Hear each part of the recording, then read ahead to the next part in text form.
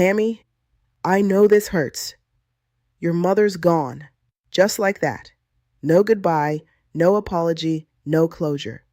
Now you'll never get to tell her how much she hurt you. You'll never hear, I'm sorry. That's not fair. You carried that pain your whole life.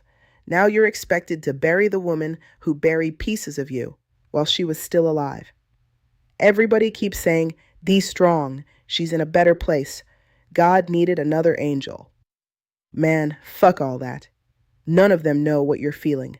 They weren't there. They didn't hear what she called you. They didn't see the bruises. They didn't watch you cry yourself to sleep, wondering why your own mother didn't love you the way little girls are supposed to be loved. You forgave her, didn't you?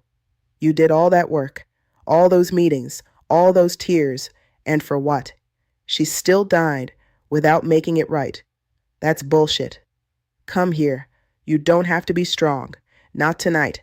Just one drink, one pill, one hit. You've carried everybody else long enough. Let me carry you, just for tonight. Tomorrow, you can go back to recovery. Tonight, just stop hurting. God, I want to. I really do. I want this pain to stop. I want somebody to tell me why she couldn't love me, why I wasn't enough, why I had to grow up before I was even a child. I wanted one conversation, one honest conversation, just once. I wanted her to say, I'm proud of you. Now I'll never hear it. And that hurts. It hurts like hell. But I've heard your voice before. You always show up when my heart is broken. You never heal it. You just make me forget it for a little while. Then you leave me with even more pain. No, not this time. Play the tape. Don't stop at the first drink. Keep going. I remember thinking, I just need to get today. Then tomorrow became another excuse. Then another, then another. I remember calling my mother that maybe this time she'd choose me. Instead, we got high together. But every time I used, I became more like her. That scared me more than dying. That's where this road ends.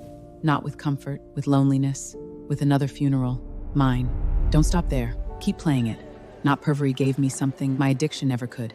Not easy, but real. Don't forget that part, because addiction always edits that out. My mother died before we ever got to heal.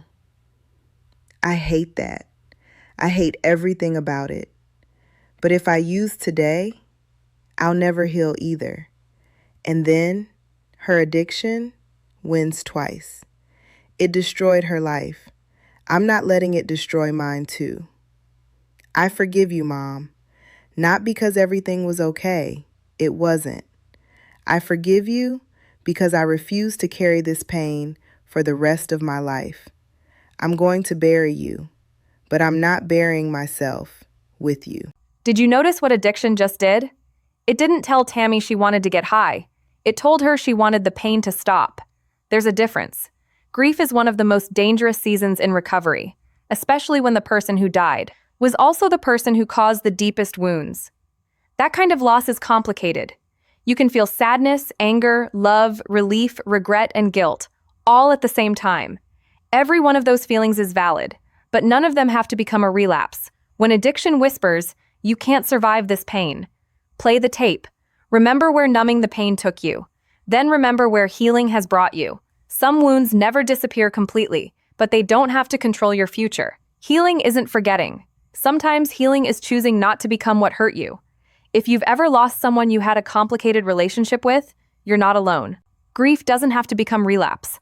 Like, follow and share The Inner Fix for real conversations about addiction, grief, mental health, and recovery. Because breaking the cycle isn't just about staying clean. Sometimes it's about becoming the person you needed when you were a child.